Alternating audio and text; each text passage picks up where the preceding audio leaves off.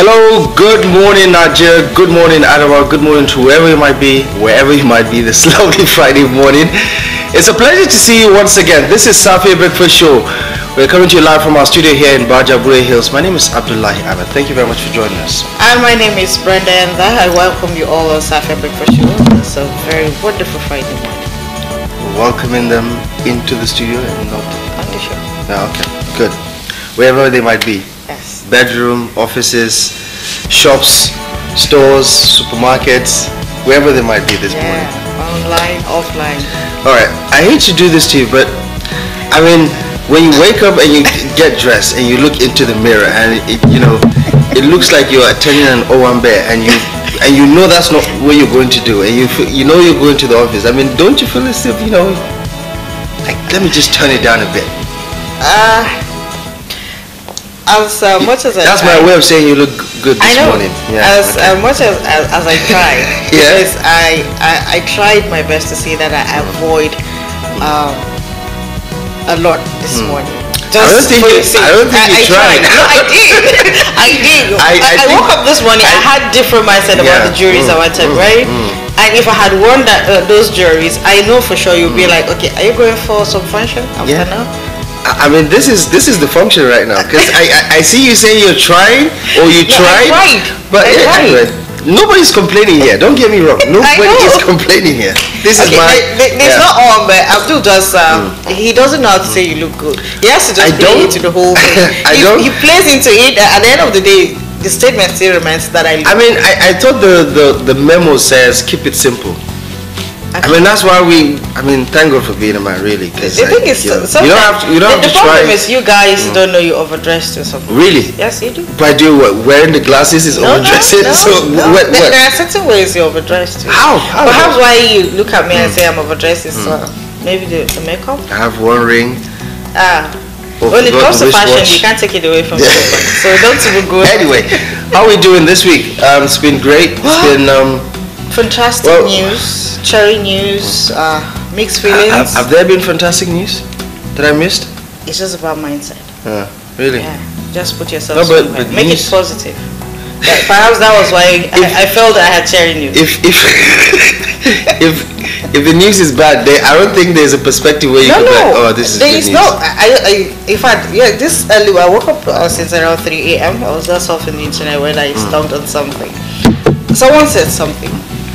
Like, Nigerians are trying so hard to be happy, and every morning we wake up, you see something that's just going to make you feel bad about the whole day. I just smiled at the guy. I was like, guy, the grace you have is that you even woke up. And listen, I think the little things make the most or are the most important things. The little things, in the sense that little because we usually overlook them and we take them for granted, right? Like being alive, for instance. I mean, you can't put a price on it, not really. At all. And you overlook it and you think, oh, being broke is more important. It's more of a top priority issue for you to overcome than being alive. But as I just said, if someone will argue like, okay, what if I just wake up and I'm broke? Like, I don't get how people reason stuff. Psychologically, I think the theory is that the mind is operationally, the mind likes to think negatively. Sure.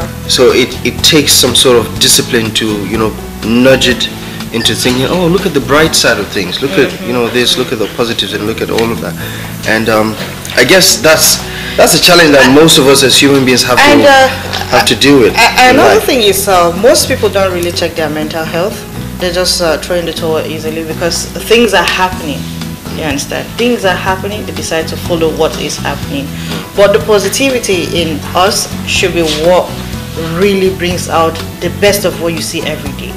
Yeah. In as much as we wake up every day having plans, we wake up every day or every week, you have your plans for the week, you want to achieve this at the end of every week, and they are not forthcoming. It's something that you should sit back and reason. Okay, how do I change this style? Okay, is it something I need to talk to someone about it? You cannot win all alone. There are certain stages and levels that you arrive at, and you'll be like, okay, Abdul, there's this thing I'm trying to put up. How do I go about it? And that would be the lead test for you. Yeah, you know, the funny thing about, you know, the journey in life is, for some people, they always have, you know, a shoulder to lean on. For some people, there's always the that, shoulders. Yeah, they've always known burden from day one, and right to the very end. Unfortunately, that's the cross they have to carry. Unfortunately, that's what God, planned for them throughout their life. And without that adversity, they would never become who they are. Like the saying goes, that if you see yourself enjoying today, someone carried the burden, and if you see you carrying the burden today, you're carrying the burden for someone else. So it's life is crisis. It's the circle of life. It's nothing is perpetual. Nothing is perpetual. Not happiness, not pain. Everything comes to an end. Just tell yourself this too shall pass. Sure. Whether it's enjoyment, whether it's pain, it will definitely pass. Surely. There's one thing that is inevitable, and every story comes to an end. I just sounded like a pastor. Surely there's an end to whatever adversity. Definitely. And I suppose that's what gets most people across the line.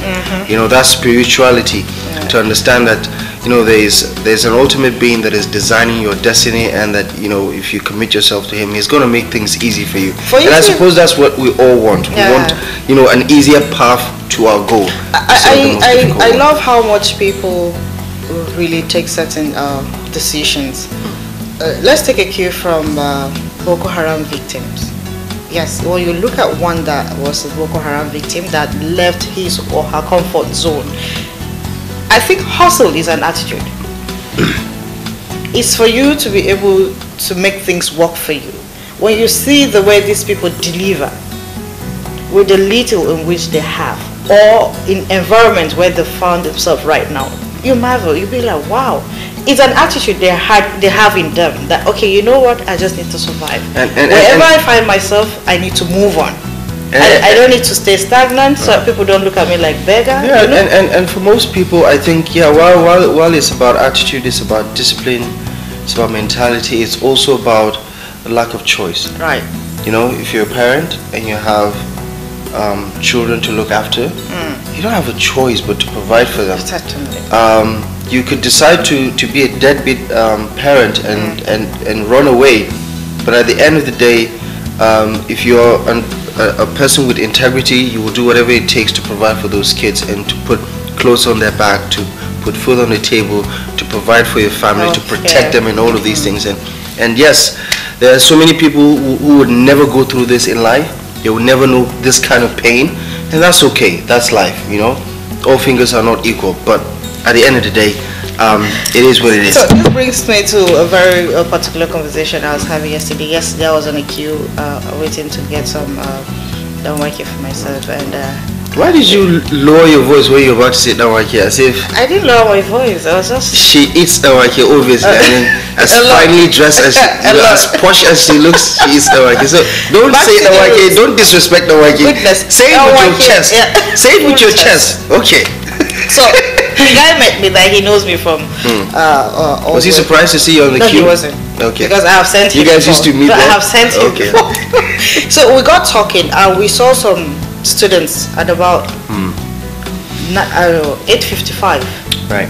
Coming towards the same spot, and I was like, like students in uniform. Yes. Right. I brought the conversation to him. I said, I remember while I was a student, there is no how. Yeah, you would be crying by then. I should be out of school. He was like, but the government is responsible. That was his response. I told him, no, government is not responsible. Parents are largely responsible. Yeah. The government have 40% of what we have in the society today. The parents have 60%. All right, let me just put it vis-a-vis 40%, then the society has 20%. If your parent had given you good guidance, tutorship, they just make up your mindset to how you should handle societal issues, we shouldn't be seeing certain things happening. Because when you go into the society, you will be the one to correct the norms others didn't get. He now gave an example. He saw a young chap at about 9-10. He said, for instance, look at this guy now. He knows where Meshai is. He knows how to buy his noodles by himself and egg. So we're all laughing at the whole scenario. And I told him, see, this is what the whole thing is all about. It's just about one man to himself. Parents should do the needful.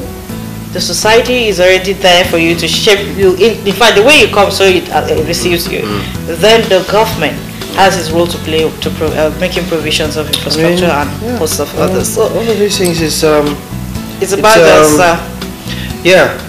I think we just have to find our footing as we go along the way. I think while there are some societies, and there are very few of them, that are organized in such a way that tradition allows them to consistently do the same thing over and over with so much success.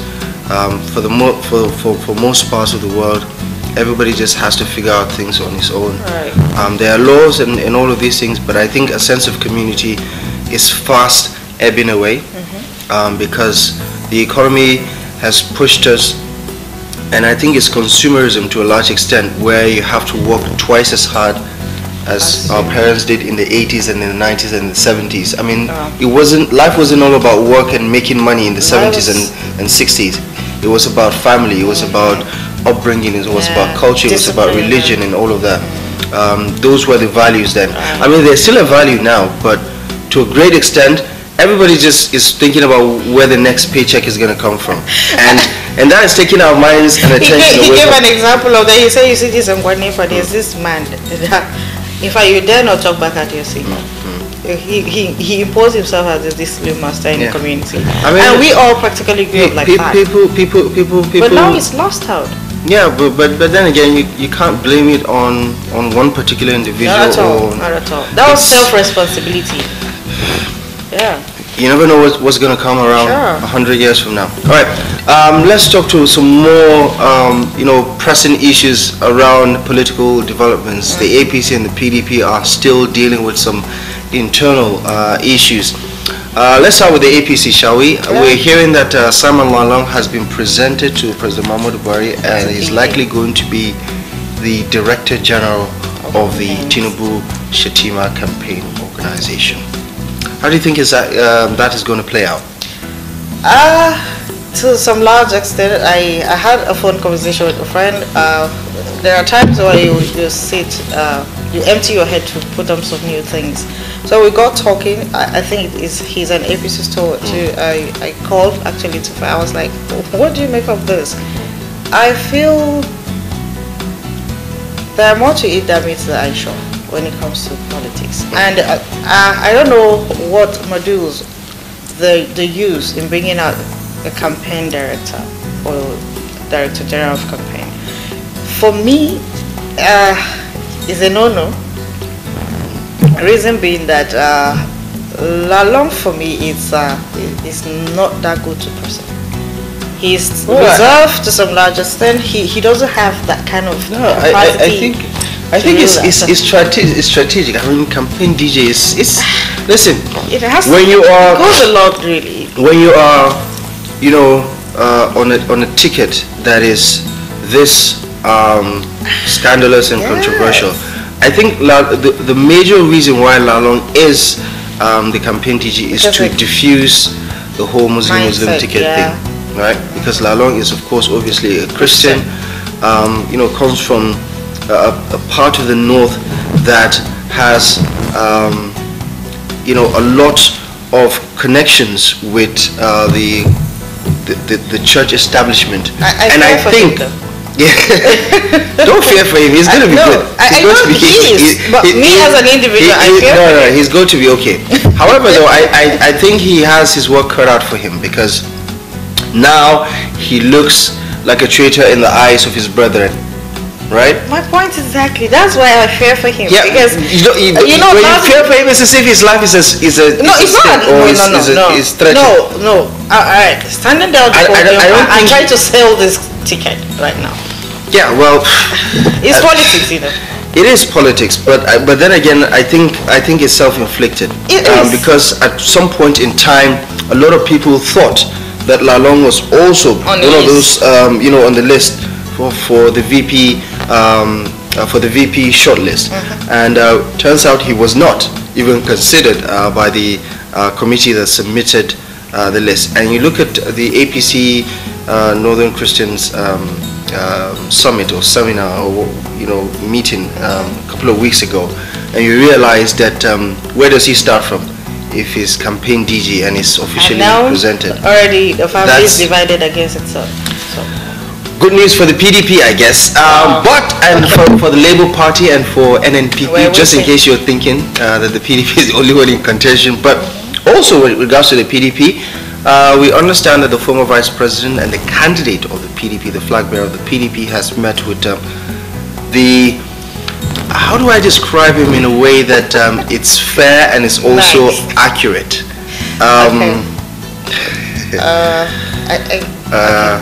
Anyway, the governor of River State, let's just leave it there. Breaking the ice and whatever issues, whatever grudges, whatever grievances he might have about the whole process and how everything turned out. What do you think is likely going to be the position of compromise, where they meet each other halfway and then they proceed with the next best thing? Okay, I think there's going to be a win-win after all the dragons, because he has bragged time and again that he's not going to leave the PDP, and certainly he's going to work for PDP in his words. And but you know that he's just pulling stunts. He's pulling stunts to make to paint a picture that I have a stake. You understand? And definitely he has to do that so that he is not sidelined. He is trying to prove to them that, you know what, you see, this politics, we all have to come together. But with time, I think it's a lot more than that. They're going to buy him off. I think it's a lot more than that. I think already Wike knows that he's very strategic for the PDP in winning any sort of election, especially a general election such as this one. In River State? Not just in River State. I think especially in South and in the Southeast. Because, this is why I say this, because he has a lot of influence with regards to some of the structures that have been put up. He has been financing some of the state governors' political activities in the southern part of the country, right? And that is not to be taken for granted, because obviously the financial proving all of this point. Yeah, and it's not just to show his relevance, it's also to negotiate for something.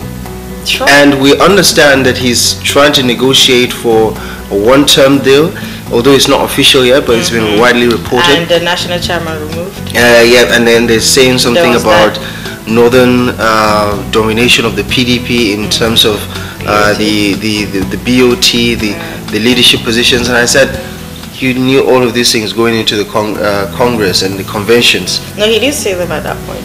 Yeah, so why make it a big deal out of it? Now he's studying the PDP. Let's understand that. I think that's a very bad example of the kind of crop of politicians that we have. People who are easily offended by loss and who take some of these things personal. And and that is where they begin to see the loopholes in structures after you've lost out. I think people should be able to deal with some of these outcomes. And most times you see most of such people trying to prove points. This is the reason why this is not happening. This is the reason why I'm taking this. But then these reasons are all there even before some of the decisions are made, or before some of these things are digested on the table. But as far as life is concerned, we're moving. And for Dana Bola and Dino Milaye, congratulations to this door. I don't know how they mix. We are, hoping to speak to at least one of them on the show today as part of our lineup. But I think Bola has made himself a really hot commodity. The moment he left the APC, he got poached by the PDP. Members of the House of Reps, caucus, Honorable Elumelu and the rest visited him, and it just signaled the importance that he's bringing to the conversation. I like his analytical prowess and all of that, but more importantly is that every other team is trying. Oh, by the way, the Tinubu campaign has also selected Minister Senator, I beg your pardon, Senior Advocate of Nigeria, Festus Keyamo, to be its spokesperson too. He was one for the Buhari campaign, and now he's going for the Tinubu campaign. I think he has his own cut out for him, trying to sell Tinubu to Nigerians after selling Buhari to Nigerians. So let's see how this one ends. But I'm excited that young persons are now becoming the face of some of these campaigns, and that's always good news as far as Nigerians are concerned. So let's quickly just do a quick check on history today. August 5th, and August is shaping up nicely. Yeah. Has it been a good month for you so far? Sure. The opening is fantastic, and I hope it ends. A lot of rains. It will. A lot of rain. Yeah, we should expect more of rains. Exactly. More of rain. Okay, so let's do a little time travel, shall we? And we're taking you back to 2011, and on this day, the federal government of Nigeria took over the management of 3 banks. You might remember them: AfriBank, Bank PHB, and Spring Bank, rescued under a major 2009 bailout amid concerns over their ability to recapitalize by a September 30th deadline. And I think that was during the 25 billion naira capital base, right? During the Soludo reforms, and they're trying to like make sure the banks are stronger and better. And unfortunately, these ones didn't make the cut. Yeah. But Bank PHB, my goodness, they had one of the best commercials. Yeah. And it turns out, you know, they needed more than that to stay afloat. That's just the idea. Okay, equally on a day like this in 2007, in Bauchi, Nigeria, 18 women were arrested. They were found with women's apparel as they prepared for a gay wedding. Oh my God. They faced charges of sodomy in a Nigerian Islamic court. They were accused of lesser crimes in court, but angry crowds reacted violently. 3 weeks later, they were rearrested and charged with more severe crimes, including indecent acts, and faced 10 years in jail if found. Now it's 14 years, right? Yeah. And that was preceding, the passage of gay marriage in the United States, which was, pretty much in the making before President Barack Obama became president in 2008. But LGBTQ plus issues are still trending today. Yeah. Right. So let's quickly take a good look at what's going on the program today. We're just going to wing it, right?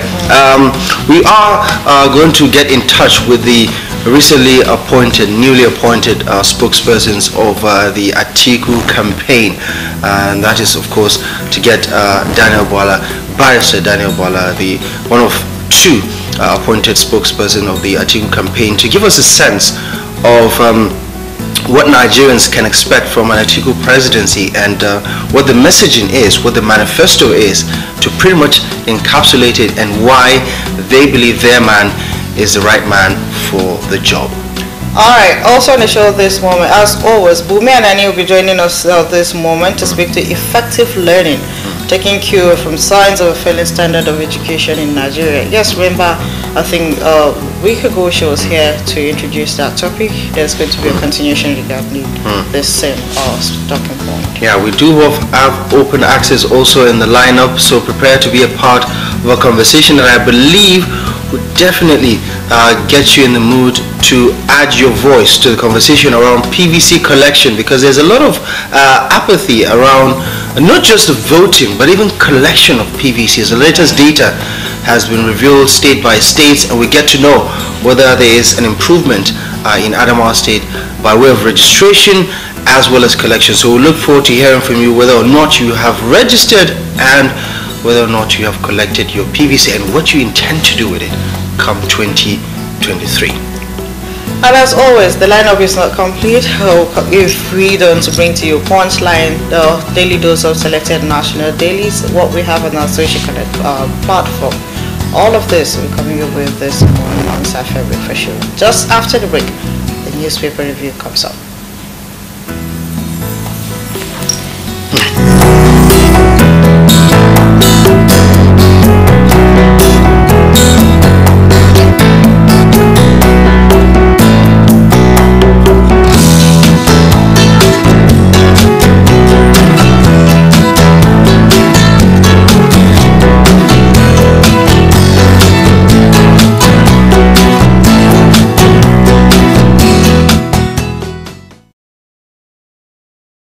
This is Ikolo community, and this is Otana community.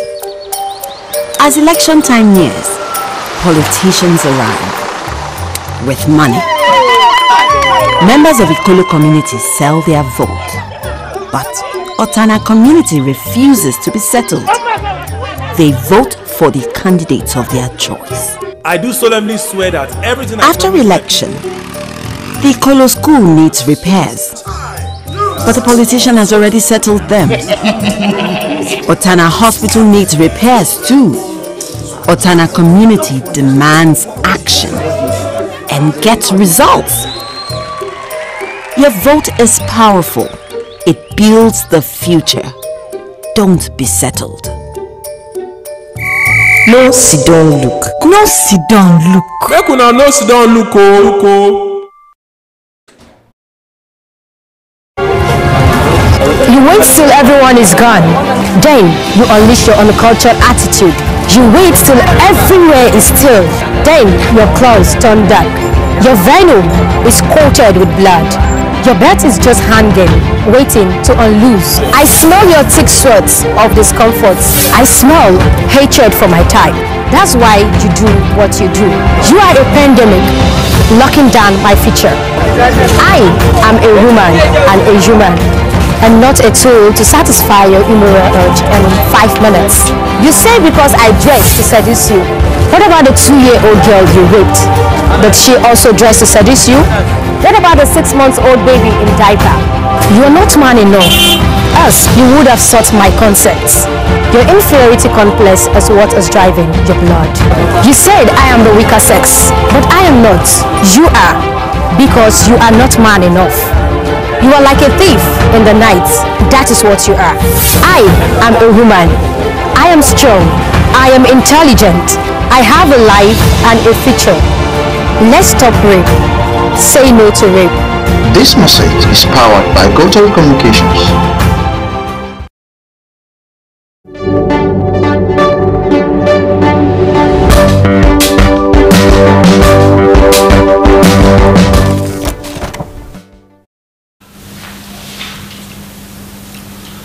Right, welcome back to the program. You're watching Safia Breakfast Show. We're live on TV Gotel from our studio here in Bajabure Hills. Here's a quick reminder: you can stream the show on the go on YouTube and on Facebook. On YouTube, just go to youtube.com/Gotel TV Live, like, subscribe, and of course you can watch the show on the go. Also on Facebook, you know where our page is, www.facebook.com/Safian TV Gotel. You can stay watching the show on your mobile phone devices and of course stay in touch. Right, it's time for us to take a quick look at the front pages of some select national dailies today, just to give you a sense of what stories are making the rounds, and also to give you some sort of insight as well as analysis into some of these top stories. And to do that for us, our news reviewer is journalist Tom Garba of TG News. Tom, good morning. Good to see you. Thank you very much for stopping by this morning. Yeah. All right, let's start with a look at the front page of the Punch newspaper for today, shall we? Yeah. A lot of interesting developments there. It starts with World Bank commits 8.5 billion naira to Nigeria, falls 6.7 trillion naira subsidy. I mean, this is a page 19 story. Nigerians have been faulting the subsidy regime for quite a very long time, but we are spending more than we should when it comes to subsidy, and apparently it has never worked in the interest of Nigerians, and the World Bank is stating the obvious. What are your thoughts about this one? Yes, yeah. Over the years, we all know that subsidy is never in the interest of Nigerians, rightly stated. In the sense that a common man in this country is no longer seeing the subsidy as is helping him when it comes to his take-home pay or per capital income. What do I mean by that? Can a common man say today the subsidy are 43 square meal in a day?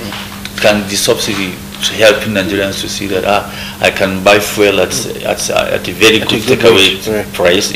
Can the subsidy still help Nigerians? Yes, I can still travel to any part of this country comfortably. These are the things that when we think and we consider the issue of subsidies in this country, now at the end of the day, we look at it as a mere horse. It's not really working out. But you can see what the World Bank is saying. If they are now thinking of committing how many billion? $8.5 billion. You can imagine. Right. It means they are trying to rescue Nigeria. The economy is not palatable. It's not really working. The economy is not favorable to Nigeria. So I think this is where the issue rises. Yeah. And in other news, obviously the economic situation is pretty much an untenable one globally, but even more so here in Nigeria. It has been steadily declining for a very long time. Now this story is coming from a member of the Red Chamber of the Nigerian Senate. It says, "We won't allow Lawan block Buhari's impeachment." So apparently these opposition senators who are still in the minority are hell-bent on... Well, I think they are just making their own effort to make sure that now they have gotten a chance and a moment to lambast the president or to really attack the government of the day. But we all know that the issue of impeachment in this country of the master president capacity is never going to be possible. Though it's good, they make a good attempt to tell Nigerians that the leadership, they're not happy about they are not happy with what is happening in this country. It is a good one, but then can we say tentatively it's going to be impossible?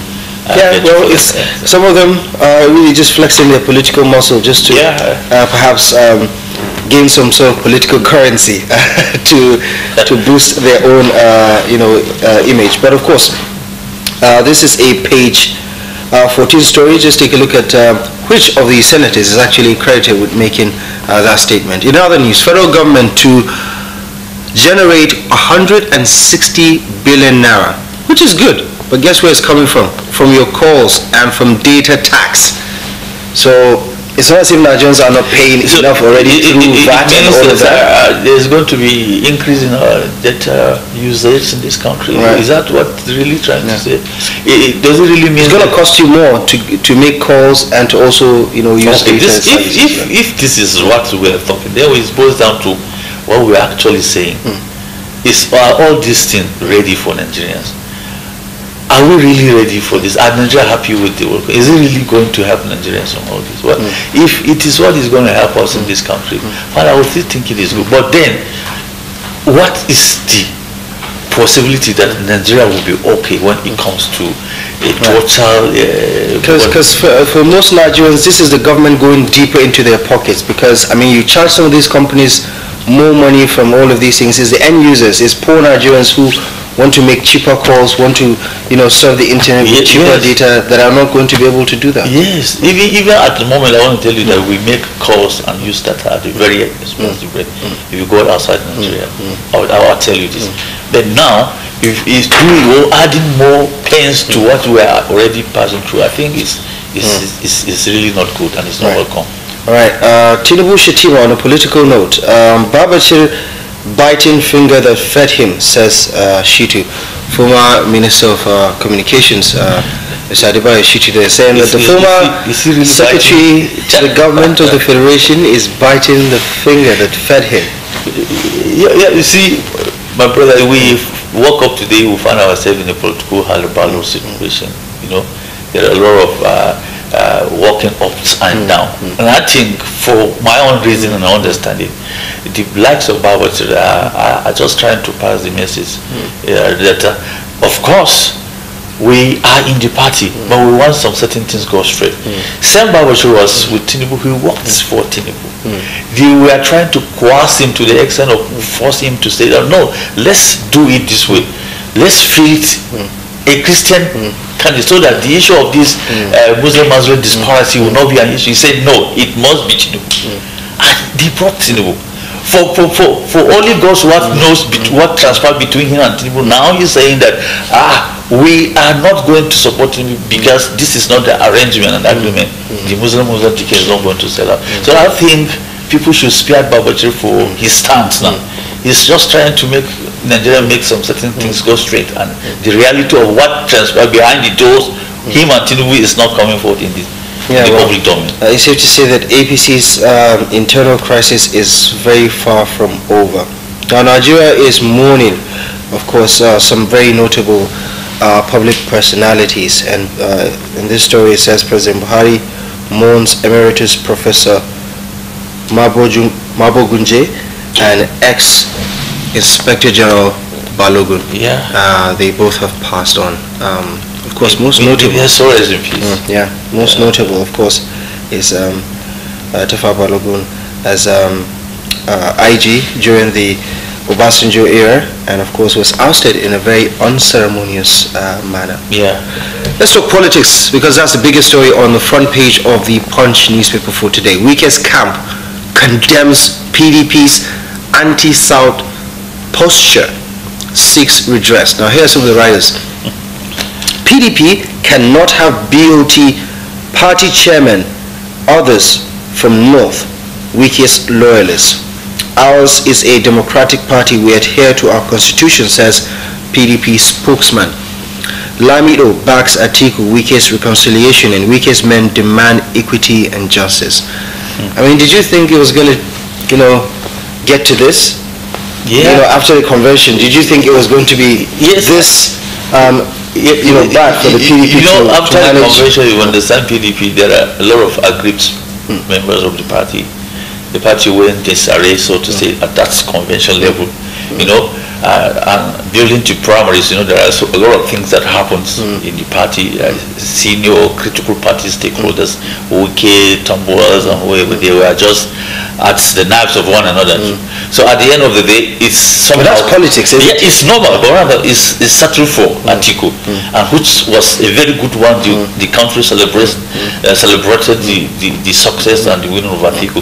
But it is the interest we are talking about. The two dominant parties, the APC and PDP, they are now doing what I consider as internal political struggles. Members are now struggling here and there to make sure that, yes, let us settle for this. Let me know my fate in 2023. If this thing will happen, if we happen to win, let me know this is my own cuts of the share. This is just purely what is happening. And as I said earlier to Brenda, I mean, this could be his negotiation technique and tactic to negotiate for something ahead of the elections and even after the election, should the PDP be successful, because we're hearing about some changes within the party structure that he's perhaps asking for as one of his demands and all of that, for a change in the office of the national chairman. Yeah, somebody like Wike, if I think the party wants to get his attention or to settle well and support the party, they must have sit down to and give him do what I call a give and take kind of a thing for him. Or you give him to some extent, because he has been supportive. To be honest, he has been supporting PDP. He has been working for the party, and he felt that this is my own home, and I think let's do it in a home way. If a father wants to share his inheritance to his sons, of course, it must be an evenly spread kind of inheritance division. So I think this is what Wike is trying to do, and I pray and I think the politicians in the PDP, they are aware of all this, and they are on the line of settling issues with him. Because I was told that he said if they will have a meeting with him, or they had a meeting even yesterday in Professor General, Professor Jeremy, I think, house, and they reached to a compromise, and I think they are getting home, and they will settle their differences. All right. If the end is aside, the PDP will be more than happy to have one house united going into next year's presidential elections, which is of course the main issue for the PDP at this point in time, to maintain and guarantee the support of the River State governor. Back to the front page of the Punch newspaper. You might know this face from social media following the death of a job seeker who was, inhumanely treated by someone who she thought was going to, of course, help her out. And that is, of course, the young man who has been finally sentenced to death by hanging. And there was a scuffle at the court premises, because after the judgment was passed by a high court in Akwa Ibom, I believe the young man tried to put up an escape, and that didn't happen. Well, you might have seen some of the videos there on social media, but justice finally served. If people can commit crime and they wouldn't get away with it, I think it's one of the stability of our country. You know, Nigeria seems to be living as if we're in a kind of pariah or banana republic country. You break laws anyhow, nothing you can do to anyone. People are just law breakers indiscriminately, and people are just doing it as if they are in their own house. You cannot imagine it. Even when I was coming to this program this morning, somebody just passed somebody in the road, and he was accusing the other person that is at fault, and nobody seems to like say, you are wrong, or he just said you are useless, and he went. So in other countries you can't just do that. And let's just say this is a good example for all those who are thinking about going down this very dark path. The law will finally catch up with you, and this is a very good example that will serve as a deterrent for all those. A young man who's just wasted his life, obviously, in search of something that is pretty much now an illusion to him. But if you want to follow more on that story, take a look at the Punch newspaper. It is available on page 18. Now let's turn our attention to the Daily Independent. The Daily Independent newspaper for today has some interesting stories to bring to you today, and let's start from the very top. Don't gag the media. Sanwo-Olu tells politicians in public offices. Okay, it's a nice one coming from the governor of Lagos. There is a lot of gagging of political opponents in Lagos. For instance, the PDP candidate is struggling to get billboards in Lagos where he can put up his own posters because we all know that is the stronghold of the APC presidential candidate, and of course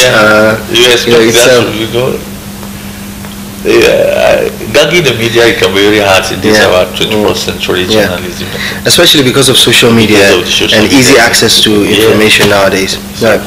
Right, an unfortunate development happened in Lagos, and it says soldiers beat policeman to death in Lagos. If you want to read up more about that, take a look at the Daily Independent for today. But the major story is on something that we've already discussed. Atiku Wike agreed to raise committee to clear up grey areas. IU reveals how PDP will win Southwest in 2023. Alright, all of that is political talk, but scroll down and you see the picture of the president, the national chairman of the APC, Senator Adam Abdullahi, the presidential candidate of the APC, and of course one-time national leader of the APC, Chief Bola Ahmed Tinubu, flanked by his running mate as well as the governor of Plateau State, who we now understand will be the campaign DG of Tinubu. When you announced it yesterday, what kept on I was kept on pondering on issues. Number one, I asked myself, can he deliver?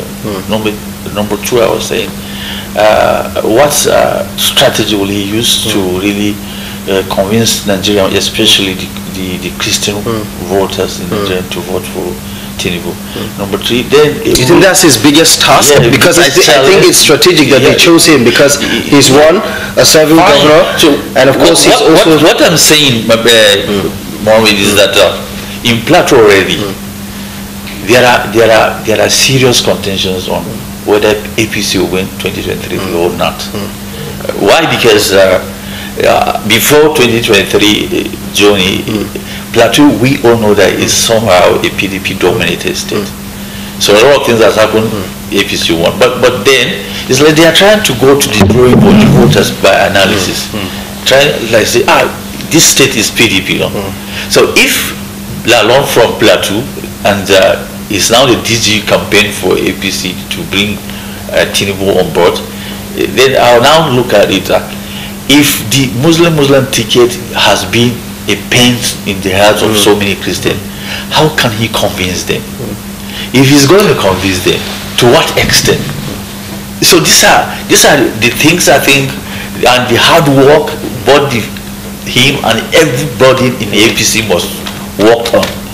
Because if the Babachir faction are still neck bent, that it's never a sellable ticket, then right from the home within their party is a big fraction. But do you think it incentivizes the conversation now that you have a Christian governor from the north who is going to now champion the cause of this particular ticket that the APC northern stakeholders are not happy about? Do you think it makes the conversation palatable in a sense? Because you're not talking to someone who doesn't understand the pain. You're talking to someone who can easily identify with the sentiment. See, the palatability of the whole thing is that to a common Christian voter and all, he look at the ticket of APC as Muslim as a very barbaric to him. To him, it's better off to say the Muslim Christian. That one easily sells to them. So picking a Christian DG to him, to somebody who is a DG, can a DG influence on certain things? But then we all know that the DG is a big office. It's very strategic for you to be given an office of a DG. But then the question that is disturbing them of their asking, can a DG influence some things? Right. To them, the vice president is the best kind of a thing that will be given to a Christian for a ticket to say what. Right. All right. So, I mean, like we've said, Lalong has his work really cut out for him, and it's a very uphill task at this point in time. Back to the front page, and there is some update with regards to the organ harvesting case against Nigeria's former Deputy Senate President, Senator Ike Ekweremadu, because he is to be remanded in prison. He is to remain rather in custody till October 31st as judge adjourns case. This is a really sad development. Although his wife secured bail some 2 weeks ago, apparently the case is very far from over. What are your thoughts about this one? Yeah, I really sympathize with him at this time. So sorry to him. I know him as a very vibrant senator, but all around him are negative story all this while. You know, if you know his stories building to politics and whatever. But for him to really find himself in this mess, I say in a mess because it's really battering and disturbing his political career back home. And obviously, at the end of the day, he wasn't there as a senator. He wasn't there as former deputy speaker, Senate president. He was there as a father trying to save the life of his daughter. And it's end of this. It's just really a very big mess. And from what we're hearing, they've done the due diligence and all of that. But apparently, the UK courts are still looking into other. They are not convinced that way they are doing this the normal way. You know, that is where a country is working and the system is working. Imagine if it is happening in Nigeria. I think we cannot hear all these stories. Yeah, obviously.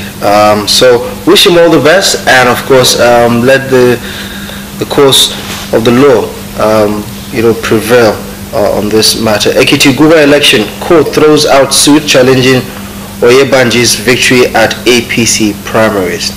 And Nigeria's security architecture gasping for breath, according to Governor Ortom of Benue State, who recently, just yesterday actually, launched his own state security outfit that is supposed to serve as community watch as well as augment some sort of security lapses in Benue State. I think this is a good move. Good, not good in the sense that if you will effectively use it to save the lives of Benue, because actually and truly we all know that Benue has been facing a lot of security challenges in this country. But then if you can use it with the whole sense of honesty and true to the sense that I want to tackle these security challenges, the insecurity in my state is not working and is affecting my people, fine.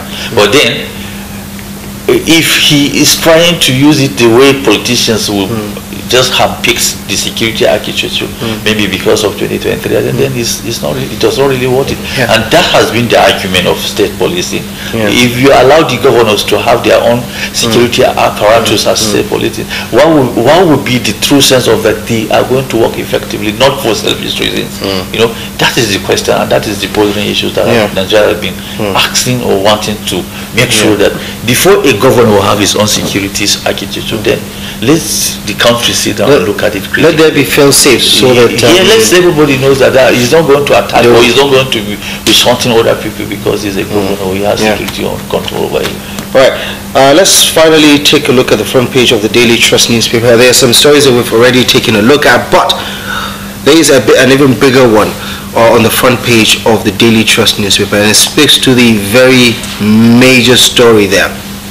Of course, we've talked about Lalong being unveiled as APC presidential campaign DG and Atiku and Wike meeting to resolve their differences. All right, how about this one? 8 years after raising $20 million for Safe School Initiative. Remember that one? With regards to the whole reopening of schools because of the banditry and insurgency. Federal government unveils new plan. Okay. I don't know if you... Have you taken a look at this story? Yeah. what are they bringing about this time around? Because the Safe School Initiative was pretty much good on paper, but our schools weren't safe for the most part. Well, brother, in this country, you walk up to be like so many policies, so many programs. They were just introducing in the pages of newspaper, but in a real sense, they don't exist. There is no office for so many offices. The so-called they are not operational. They are not operational facilities. They are not really working as it should. Made known to Nigeria, or they've made it known to Nigeria. So I'm surprised today they are now saying that this same program, they are now going to make it a rebranded new package program again and throw it back to Nigeria to look at it as if they are working or they've worked or they will still work. What is it? The ones they've done before or the one they did before, is it really visible that we can see it on ground that yes, they've worked? This is the result. This is what I think we are still going to do because we had a result before. We have to ask questions on issues, please. Right. And of course, as far as public schools are concerned, many Nigerian parents, many Nigerian stakeholders are not in any way, shape or form confident about the government's investment in the state of development as well as providing adequate security that can guarantee proper high-quality education for the next generation. But back to the front page of the Daily Trust newspaper, the big story is talking about security, right? And it says, Oshibanjo to military account for security expenditure. And what does he mean by that? Well, here are some of the writers. Says security operatives must be ahead of criminals, obviously. Canvasses increase in local production of arms. Non-transparent military spending can create war economy, according to experts. And I think this is the important part. This is just what I think they can use to make the military stand up, stitch up, and explain to Nigeria. Yes, there has to be accountability. Yes, the hardware we bought, the software we are using. This is it, and this is how far we've gone. And we bought this thing. What is the result? I mean, especially after the victory of the APC in 2015, when the whole Dasuki Gate happened, and we realized that the military expenditure is now the new cash cow. I mean, look at the new figures, right?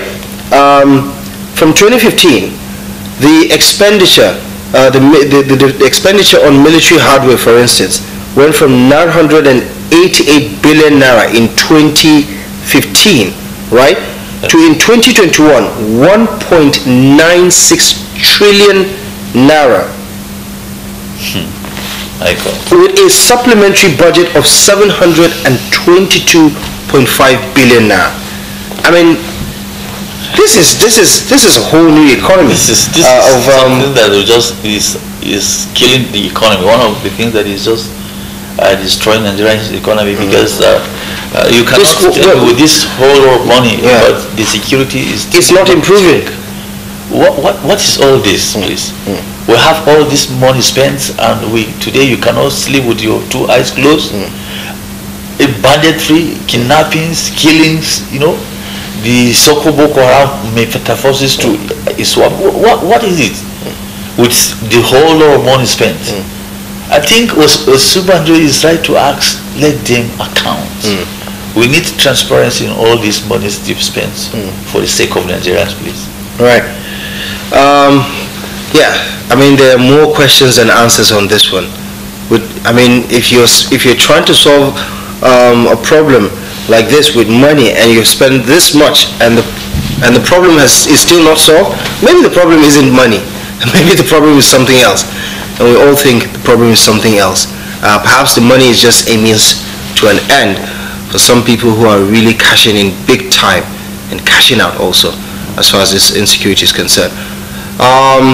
Let's talk about the Naira. This is not something you get to hear on a regular basis because it is apparently doing well, in a way, against the dollar. Speculators count losses as Naira gains 70 Naira to the dollar in 3 days. Do not get it wrong. It does not mean that $1 is equal to 70 Naira. No, it means that the Naira has gained up to about 70 Naira. So hopefully you get it about 600 plus to the dollar, or give or take.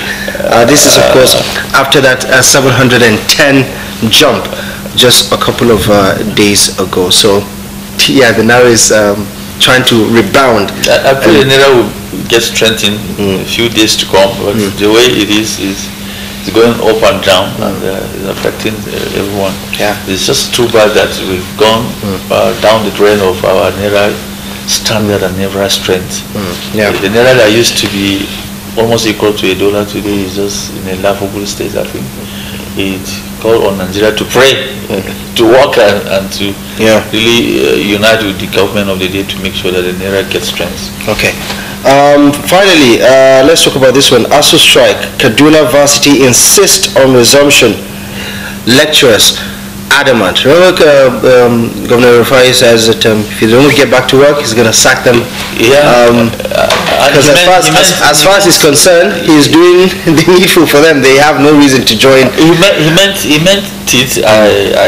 Do you think there's a moral dilemma around it? While you have to show solidarity for a greater cause, you also have to account for something that you're already paid, because you're not in the same shoes with all those federal university lecturers who are suffering from all those. Is the ASU only for states and federal? ASU is ASU. Well, there are states. This is the union of universities in the country.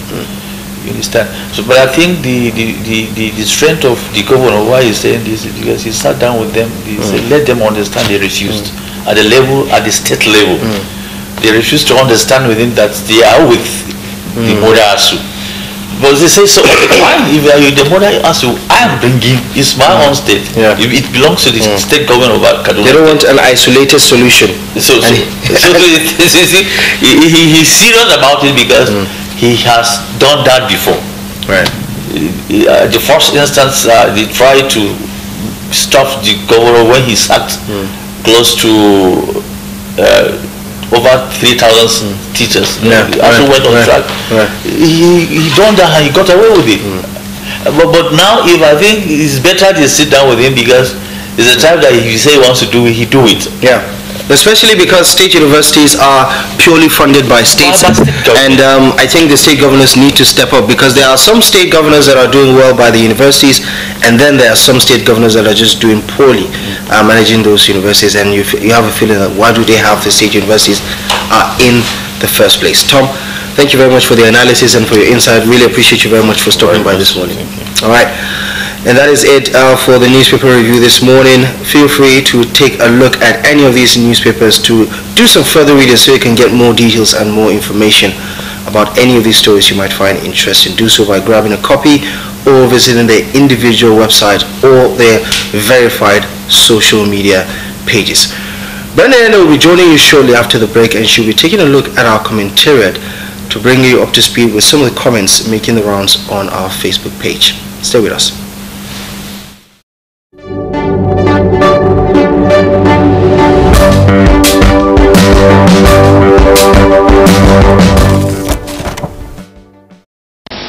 Very many happy reasons.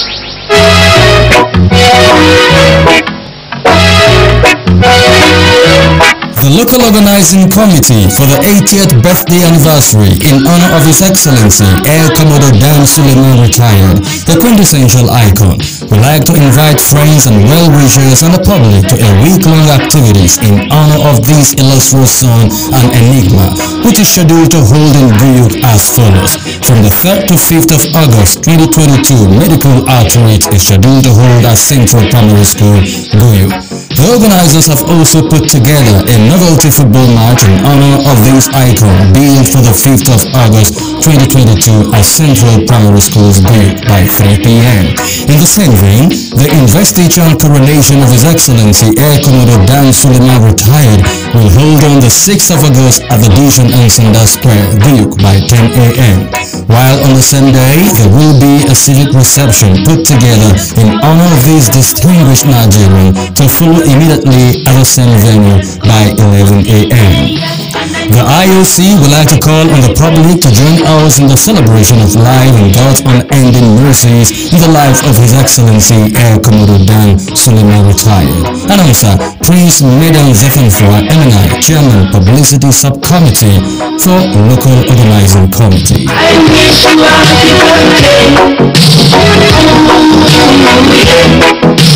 Very many happy returns.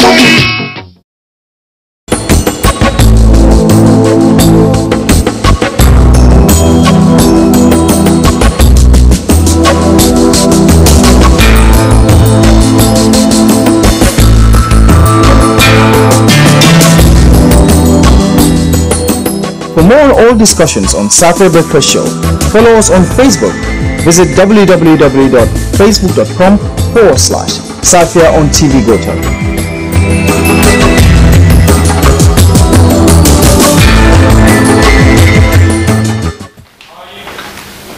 You're welcome back if you're just joining. You're watching Safia Breakfast Show. Guess this moment what we have coming up on our social connect platform. We'll begin with talking point, which says the Academic Staff Union of University ASU have insisted that the proposed agreement with the union must be binding on state universities too. But federal government says only federal university will benefit from the agreement. We did ask what your take was regarding this talking point. To begin this conversation, we have Francis Friday. He says, after all the time wasted, it's so unfair to state universities. I say the agreement process proceeds should be apportioned equally or rather reasonably, that no member will feel left out of the equation. This is according to Francis Friday. Joseph Tangri, they say, is state university not part of the union? For God's sake, they too should benefit from the initial agreement. In improving the standard of education in Nigeria, both state and federal universities should be given the same priority. God bless our beloved country, Nigeria. Jeremiah Joshua did say, state universities are also part of the union. They deserve equal rights. The federal government should consider the state universities as well, since they are under same union. Adding up to that conversation also, we have Queen Murphy. She did say, what a hula baloo and misplaced priority from the federal government. Are the state university not binded with ASU? I call on my Amevo Sir Husseini Babila to conclude on this. Yes, you have to tag someone to that very comment. In continuation, Hakim Appa also added his voice. He said, university systems should have the same standard, be it federal or state. States are expected to do whatever the federal government has done. ASU should work and ensure that the system challenges are addressed at both levels. We have Infinity Job Yakubu also stopped by. The federal government should treat everybody equally. This is unfair to the entire state universities. I refuse to agree on such matter, and it should be aborted in no time. We have all of this happening on Safia Breakfast Show. If you are not on the page or yet to follow that page, you can log on to www.facebook.com/Safia on TV Gotel. We'll go on a break. We'll be back in a moment to bring to what we have on Punchline. Join us again. Safia on TV Gotel.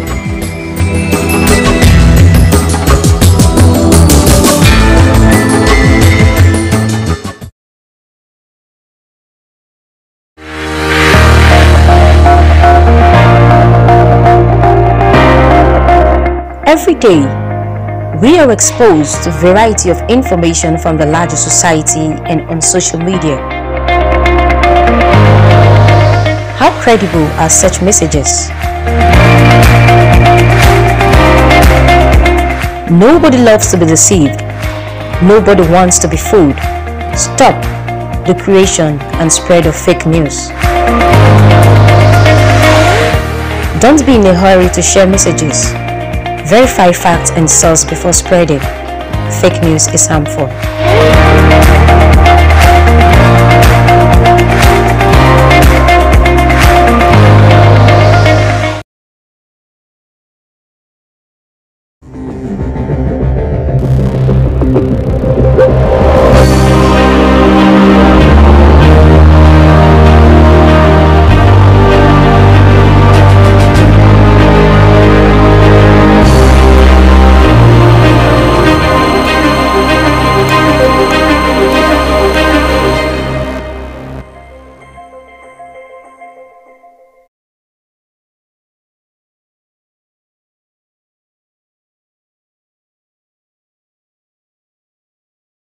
This is Ikolo community, and this is Otana community.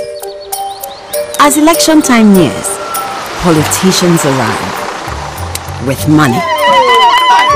Members of Ikolo community sell their vote, but Otana community refuses to be settled. They vote for the candidates of their choice. I do solemnly swear that everything After election, the Ikolo school needs repairs, but the politician has already settled them. Otana hospital needs repairs too. Otana community demands action and gets results. Your vote is powerful. It builds the future. Don't be settled. No sit down look. No sit down look. Make una no sit down look oh.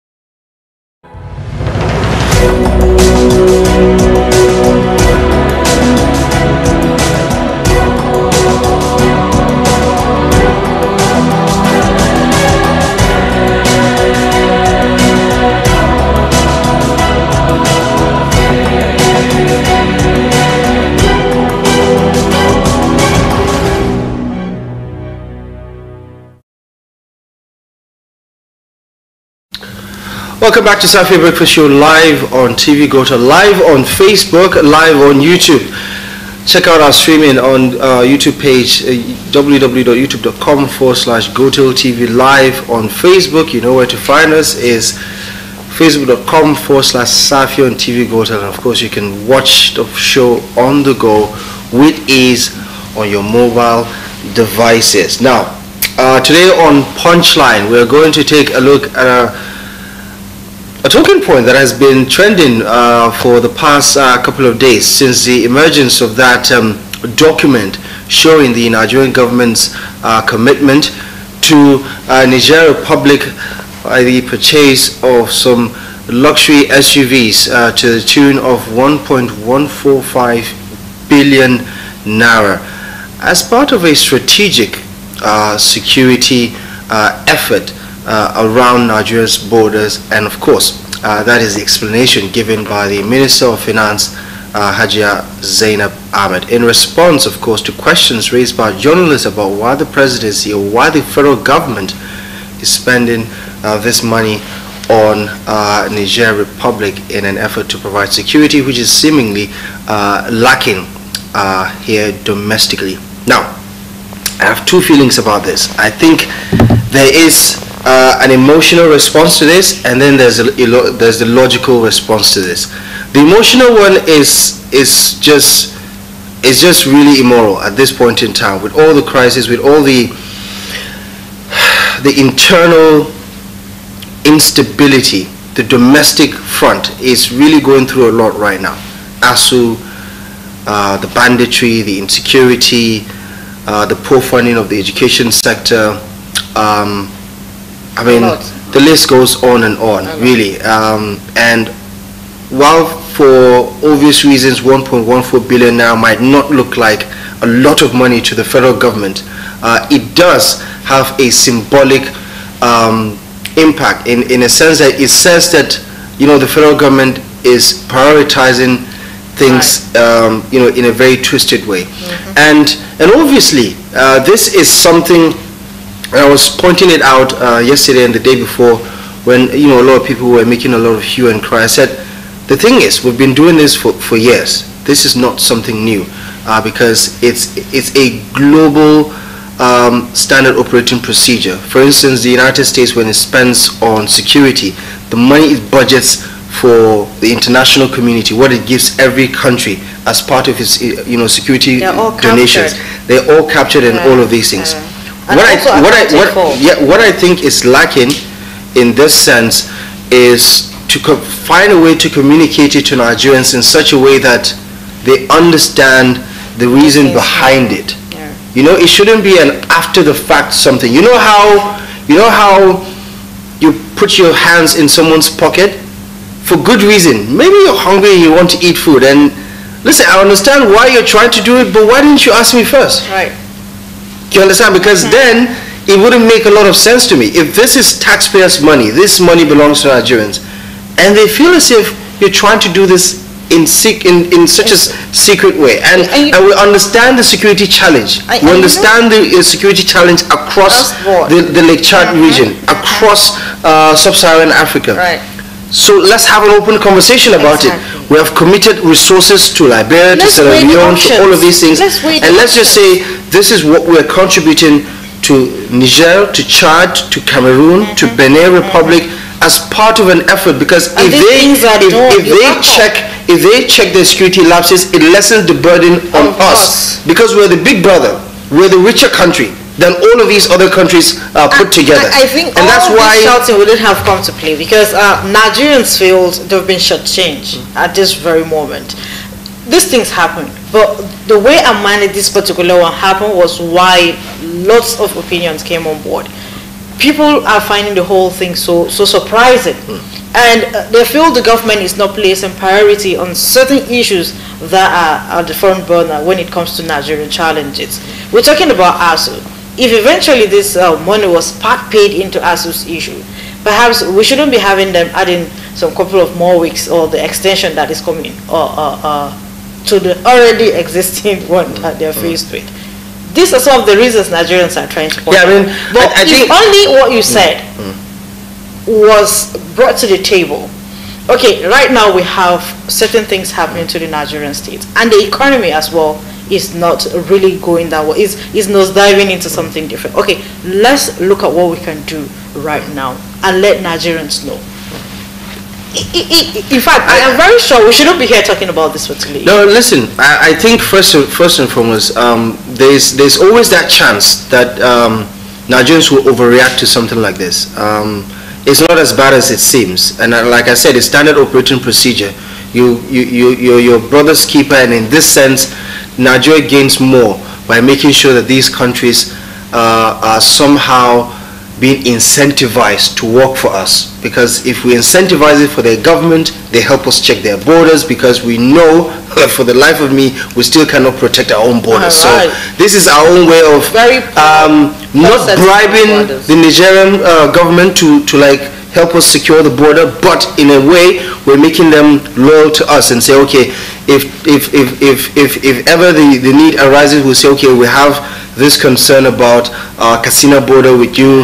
There's some terrorist activities here and there. They will be more obliged to work in the interest of Nigeria, because, oh, listen, they have contributed this to us, and That's how these things work. Yeah. The bigger countries always take care of the little ones because they know that when the time comes, you want some of these information to be readily available. And that's just how it works. However, the optics of it is always one that slaps Nigerians in the face because it does not look as if the government cares about what people think. Believe me, 1.145 billion is nothing to the federal government of Nigeria. It's not going to solve Nigeria's problems. But Nigerians are not crying because that money is going to solve any problem. It just feels as if telling us beforehand, before we find out from David Hunde's page on Twitter, is not the right way you want to find out about, you don't want to go out and they say, oh, this is what happened in your house. And you're hearing from the gossip girl in your community, right? The one who is like, who has everybody's story. It doesn't seem fair because you want to be the first person to know it because, you're home base. And I think that's partly part of the conversation when, the Vice President was talking about accountability in military expenditure, right? And I'm very sure perhaps the monies have been budgeted, but people should know. These are our commitments. I really have nothing against anything contributing to the security because Nigeria has contributed to the security of so many countries in time past. Stability in Sierra Leone, Liberia. We not only send them money, but we also send them our own, personnel. And some of our personnel died there, and they did it. We funded, the black movement in South Africa during the apartheid regime.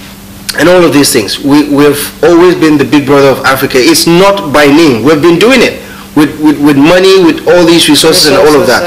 And we should keep doing it because I think most African countries look to Nigeria for leadership and all of that. We've been failing to do that, but I think it's a tradition that we have to keep up. However, when it comes to accountability and transparency, Nigerians shouldn't find out, on Twitter trends that this is what we're doing, this is what we're doing, this is what we've done. We're very open about it, and if you never meant to hide it, just be more open about some of these things so that nobody has to leak the documents and Nigerians don't have to find out in a very uncomfortable way, especially when security or insecurity is the number one issue that many Nigerians today feel is unattended. You see people making some denting comments about the personnel we have in our own country, that they have to push their vehicle at every stop.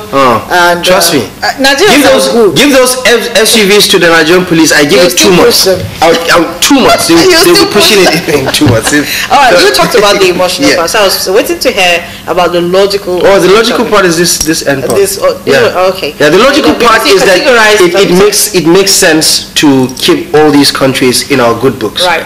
Whether it's through the multinational joint task force, because as part of the multinational joint task force, which is against the Boko Haram insurgency, we do have financial commitments to make. Definitely. Right? Chad has financial commitments to make and all of that. And also Nigeria personally. And I think maybe it's because the president comes from Katsina. And Katsina and Niger Republic, the border communities, they're like one big family to a certain extent, right? Where I feel like, you don't need any sort of, you struggle to even differentiate who is who. In some cases, unless there's a documentation to show that this is a Nigerian, and people are like and say, well, maybe he's more interested in developing them than he's but I think that's a stretch.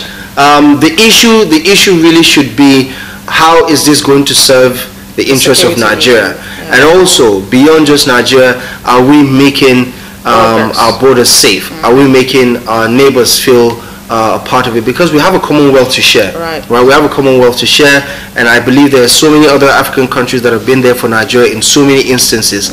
It could be financial. I know Libya has been there for Nigeria in some instances where it was during perhaps a military regime, Abacha regime, Babangida regime, where we were dealing with international sanctions because of our military government and all of that. They've been there for us, and some Nigerians don't know this, but this is how the international community works.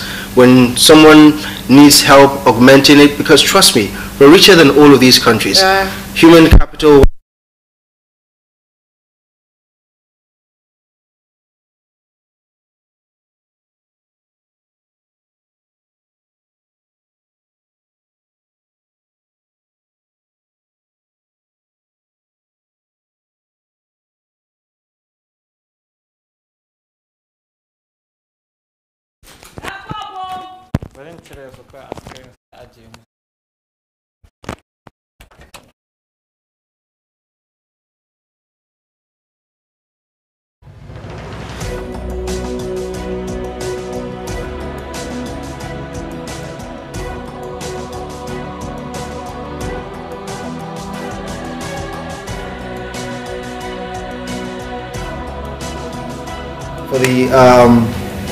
For this part of sub-Saharan Africa, for this part of Western Africa to continue in this way, to look out for one another.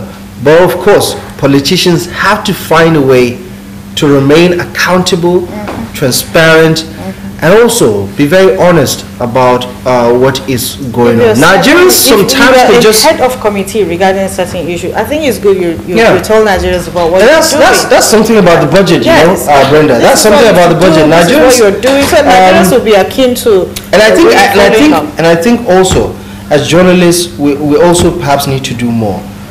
With more information, we should be able to educate Nigerians on. Okay, say for instance, this has always been our commitment to country A, country B. This is what we have budgeted for. This is what we're giving them. This is why we're giving them, right? So the Nigerians understand that this is not just dashing. And I didn't appreciate the way Punch newspaper captioned the story because this is not a gift. It's a commitment. And Nigeria, just this morning, we're reading that the World Bank is committing $20 million to Nigeria as part of a boost to the economy. The World Bank is not gifting us this. It's part of a global strategy to keep the global economy afloat. So that is how it works. It's a network of things. So Buhari is not gifting anybody any cars.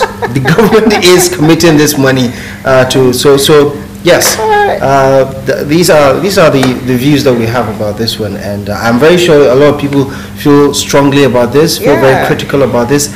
Rightfully so. You have a right to your opinion.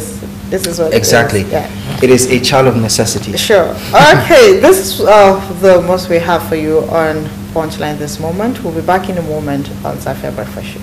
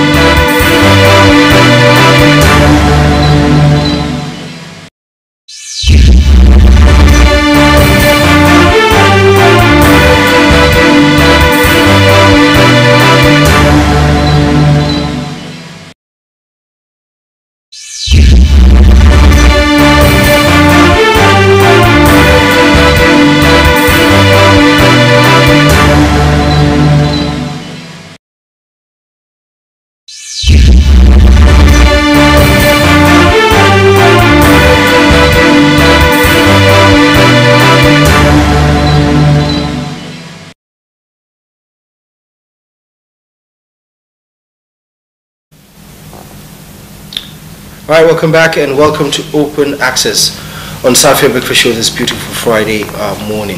This is the part where you get to join the conversation, share your thoughts, lend your voice to the conversation around an issue that has become crucial to the development of not just Nigeria's electoral process, but Nigeria's democracy, Nigeria's socio-economic growth and development. We're talking about the conclusion of the CVR, that's the continuous voter registration by INEC, just a couple of days ago.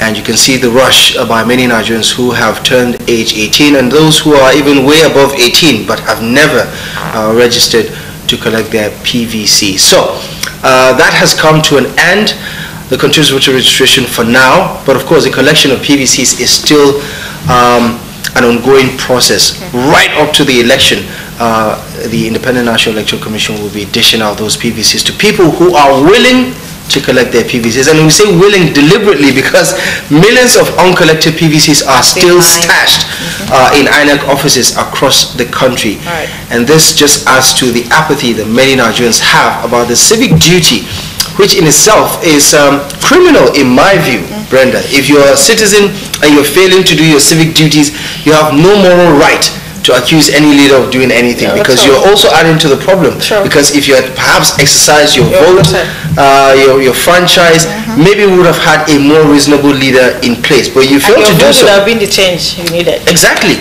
I mean, you have so many people who are stashing their PVCs, many people who have not collected their PVCs, but they're talking about change, they're talking about, you know, good governance. Starts with the man in the mirror. So today, we want to know your PVC status. Have you collected it? And of course, do you hope to use it in 2023? And perhaps if you have encountered some challenges with the PVC collection or the CVR registration or the registration, please feel free to share those thoughts too. We'll also like to hear your experience with regards to the revalidation exercise. If you're changing locations, thereby needing to change the information on your PVC data so that INEC will adequately capture you ahead of next year's election. Let's start with the studio. Have you collected your PVC? I have mine since 2011. You don't have, I knew you were going to go there. Just say yes. No, Brenda. I have just say yes. I want to justify that I followed the queue. You know you're showing your age when you say since 2011. We're in 2022. Why are you doing so? You've been voting since 2011. You remember what you did Brenda, you've been voting since 2011. My goodness. I've always thought that you were a young girl, you know, and you know.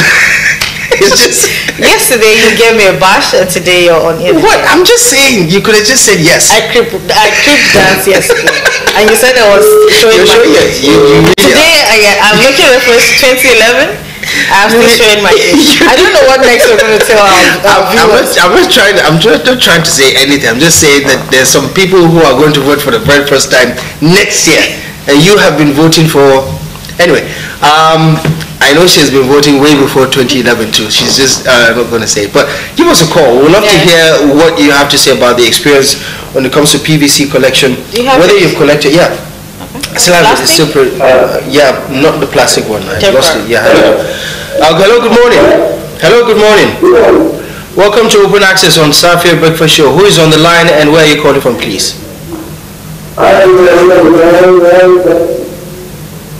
Sorry, come again.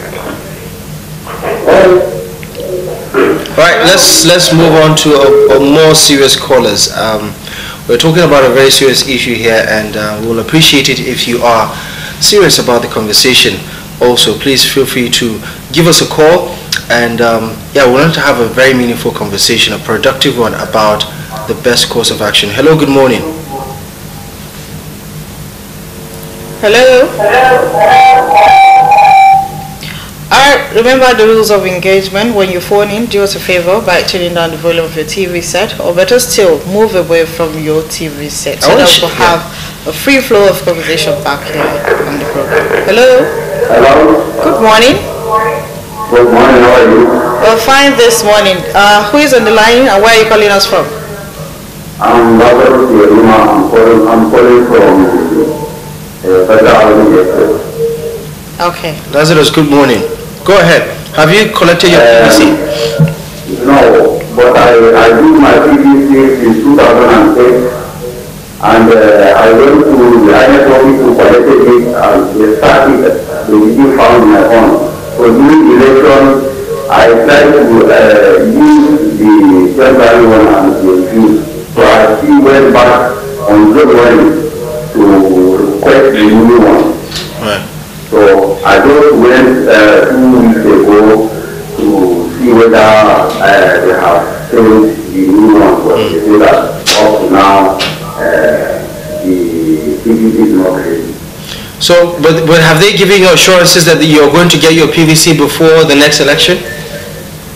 Yes, they say that I have to wait until the one that they did it from February came out, so maybe I will get it. Okay.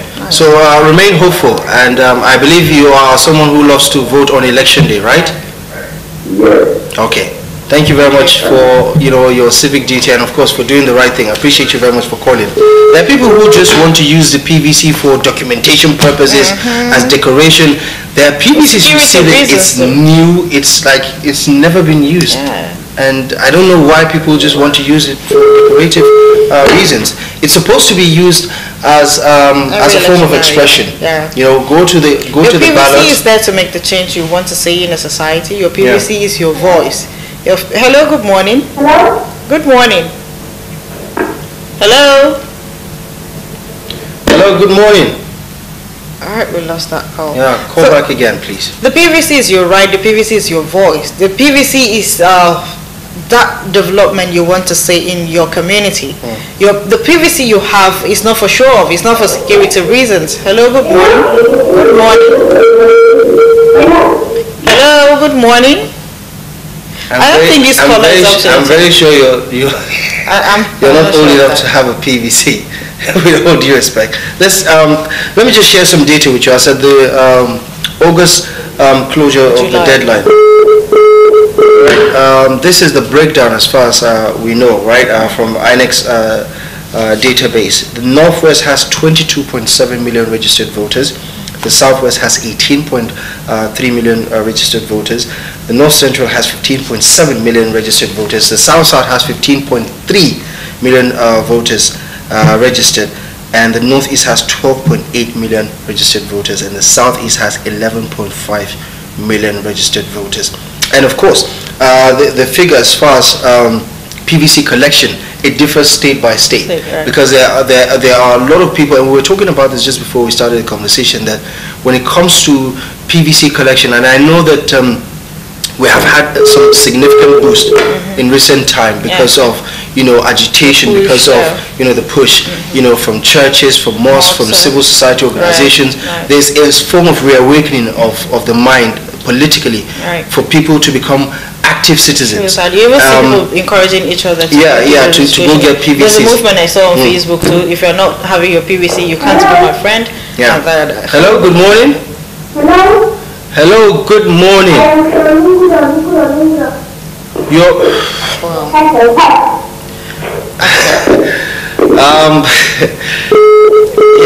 I wish there's a way we could squeeze some of these calls, but I appreciate the enthusiasm. You see a number on the TV screen, and perhaps your mom's phone is right there in your hands, and you feel the need to call. But we want to talk to sensible contributors on this segment. With all due respect, give us a call. Hello, good morning. Hello, good morning. The person is not ready to talk. I don't know why people do this. This is an opportunity to really say something meaningful, right? If you don't have anything to add, with all due respect, you can just listen, right? Without having to, jam the line and stop others from making useful contributions. Hello, good morning. Hello, good morning. Morning, sir. Where are you calling us from? Your name, please. I'm going to Okay, sir. Have you collected your PVC? Okay, so is it the plastic or temporary? Wow. Network seemed not to be friendly this morning.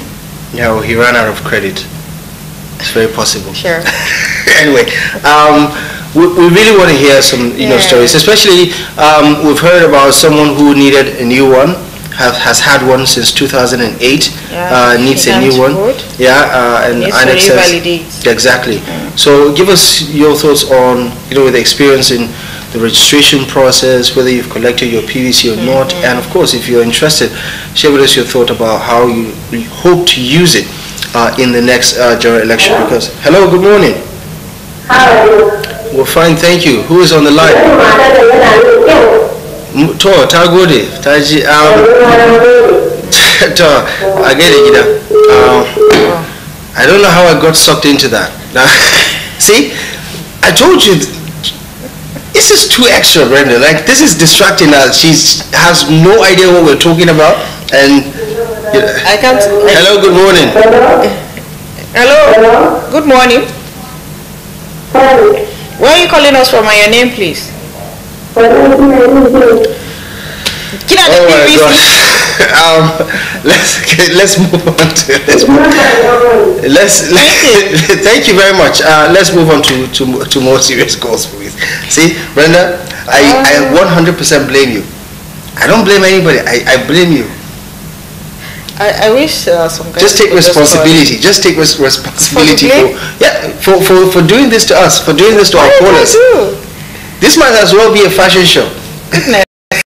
Yeah. Hello, good morning. We're talking about PVCs. Yeah, good morning. Welcome to Open Access on Safia Breakfast Show. What's your name and where are you calling from?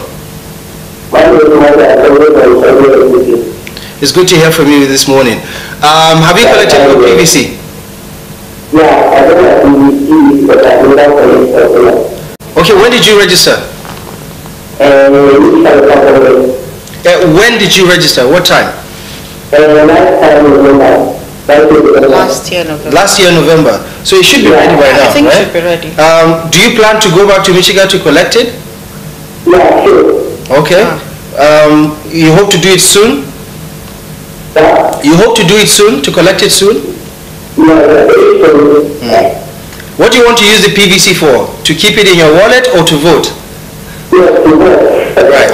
Okay. Okay. I'm happy to hear that. Are you? Is this going to be your first time voting?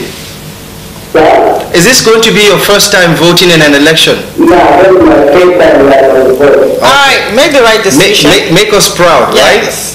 All right. Thank you very much. All the best. I love to hear this. You know, he's very young. Yeah. And excited about it. First time voting, and I always remember the first time voting, and Abdul, you wouldn't want to hear my experience though. Really? I hope you did it. Your vote wasn't invalid.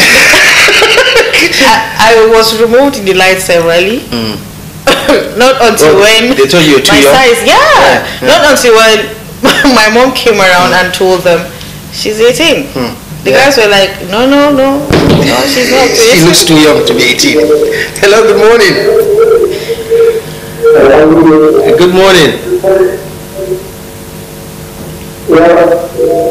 Yeah, what's your name and where are you calling from, please? This is Open Access. Kevin from Song. It's good to hear from you, Kevin. How is Song this morning? Yeah, I can hear you. I said, how is Song this morning? Good. Have you collected your PVC? No, I haven't. Have you registered for your PVC? Okay. It's not ready yet. Okay. You registered in Song?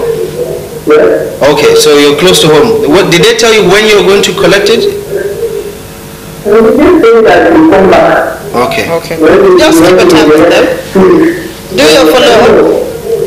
Okay. But you're going to stay in touch with them, right? Because there are so many people that don't want to go back to collect their PVCs. I hope you're not one of them.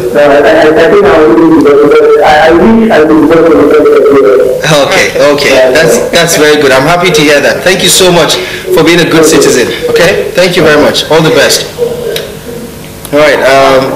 This is really what we love to hear. Nigerians who are really taking, the proverbial bull by the horn, playing their own part. Right. When you play your own part, the other person plays their own part. We all collectively play our own parts, and then we're able to say collectively we've done some good to add value to the democratic process, to the electoral process, because That is essentially what we want to do.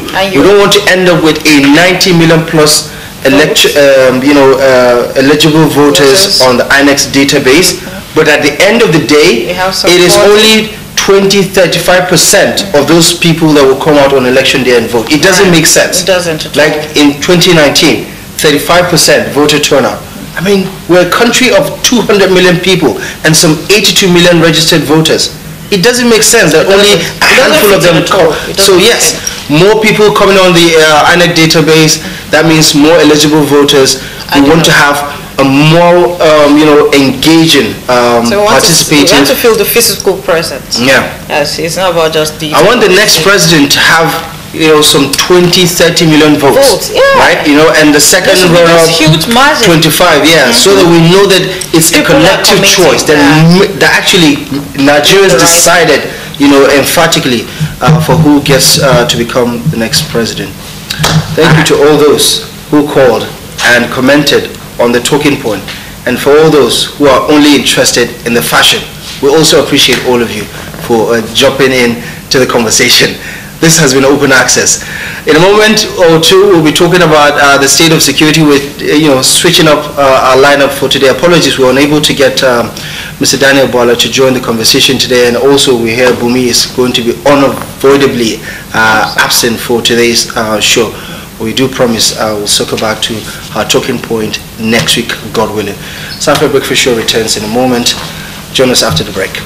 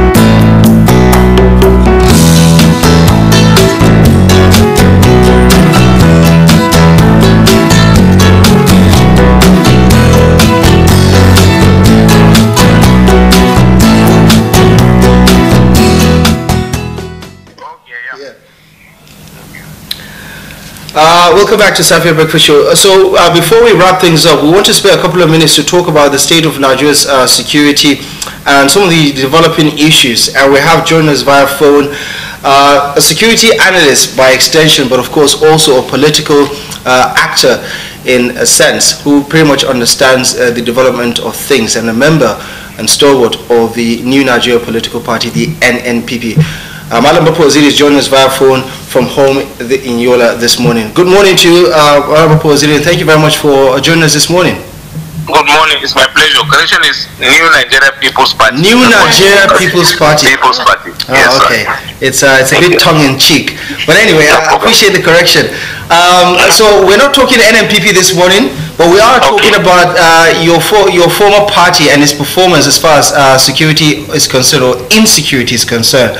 One of the latest developments that have got a lot of Nigerians talking recently has been the purchase of those SUVs. And I'm very sure you must have tracked the conversation. Nigerians are saying perhaps the APC administration is prioritizing the interests of other countries over Nigeria's debilitating security situation. What are your thoughts on that explanation given by the finance minister as a commitment to Nigeria's security by buying those SUVs for Niger Republic?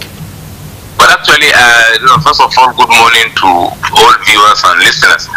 The most important thing is when you want to stay safe, you have to keep your neighbor safe also, because once your neighbor is not safe, you will also not be safe. I think it is the moment when they came and killed whatever good thing the Nigerian government was doing to its neighbors. I know at a point, some extent, Nigerian government was paying the salaries for teachers as far as Cote d'Ivoire, as far as Burkina Faso, Cote d'Ivoire, because of the insecurity level that will create in those areas. But when you keep them calm, I'm sure they will not have problem there around your country. Most of the problems we're having in Nigeria is not here. People came in to destabilize Nigeria, especially those that are not happy with what is happening in Nigeria. But unfortunately, our security agencies, maybe they give the information and the political powers that they refuse to act on it, or the security agencies refuse, maybe they connive. It's unfortunate. And another big thing that is happening now in Nigeria is lack of synchronization, lack of synergy among the security agencies. Because I see no reason why a bandit can move from Kaduna to come to the Kuje prison without any security agency alarming or blocking them on the road, or to taking any action. And look at the distance between Kuje prison and the Abuja International Airport. I think the closest places we have there that have aircrafts that can fight, we have them in Makodi, very close to Abuja, maybe 15-20 minutes flight. And look at Burgu there, the Air Force Training School is there, but not far. The best artillery station we have in Nigeria is Kontagora, not far from Abuja. These are all areas that are targeted to protect Abuja. If anything is happening in Abuja in less than 30 minutes, I'm sure a very strong rescue team will be there.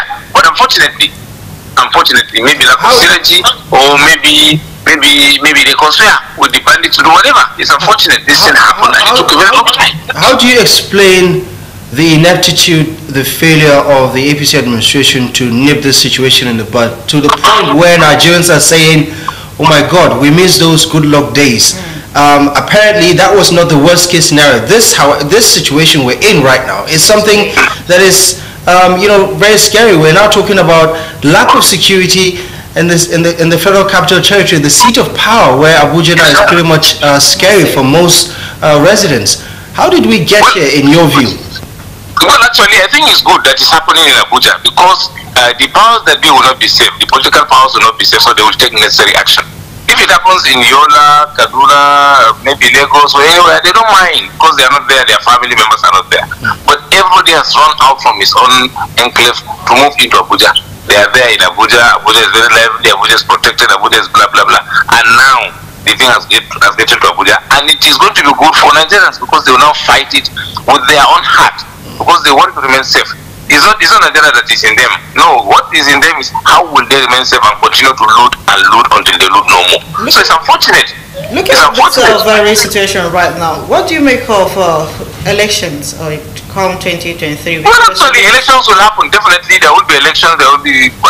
We'll have a very peaceful election, God willing, because it is God that is doing it. Actually, the leaders may not want it to happen. They may not want elections to take place.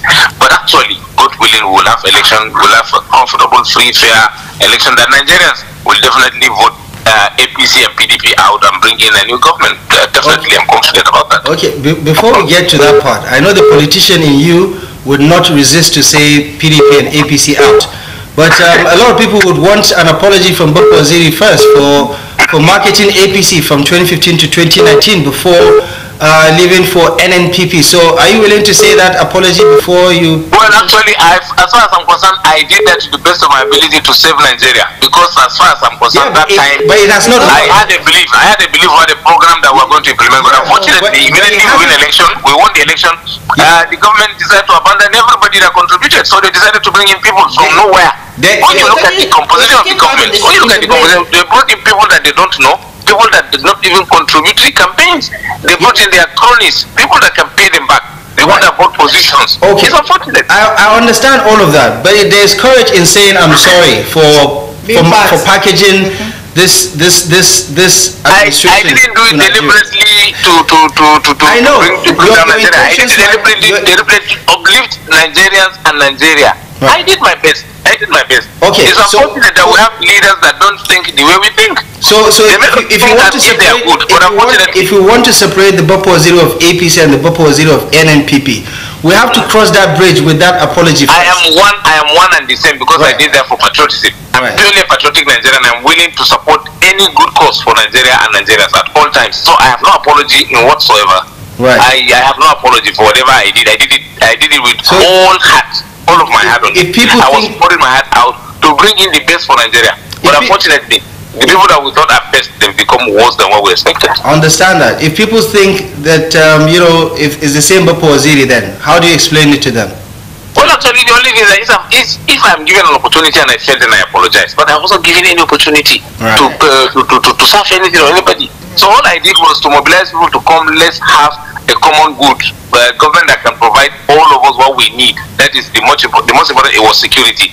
Actually, I don't want to say completely they are zero because the northeast, thank God, we don't have much what we used to have. Bombings, ransacking villages, sending people out. But what happened now? It has located to the northwest. And northwest, I don't know what is happening in the northwest because the government, some of the people in government are so active in destabilizing the northwest. I don't know why. I don't know why. Okay. I don't know. Madam Bopo Waziri, as always, is very, very interested and intriguing talking to you. And I believe that we'll have an even longer session to talk about this one. But for now, we're going to have to leave the conversation here. Thank you very much. Thank you very much for dropping by. I know that apology is coming. We'll get it out of you very soon. I'm not apologizing for anything. I did nothing wrong. Thank you very much for joining the conversation. It's my pleasure. It's my pleasure. Right. Thank you very much. As men, we're used to apologizing for things we didn't even do. So, that was to save the situation. Most times we needed to save the situation. Just to make it better. I have no apology whatsoever. Point taken. Thank you so much for joining us. Yeah, this is where we draw the end to our show this lovely Friday morning. And of course, for this week, but of course you can catch up with some of the highlights from some of the most interesting conversations we had during the week on Saturdays and on Sundays. Well, however, we'll be back on Monday live and exclusive as always on TV Gotel. Until then, it's goodbye from me, Abdullah. Thank you very much for watching Safi Breakfast Show. We'll see you next week. And have a fantastic weekend going forward. My name is Brenda and enjoy the rest part of your day.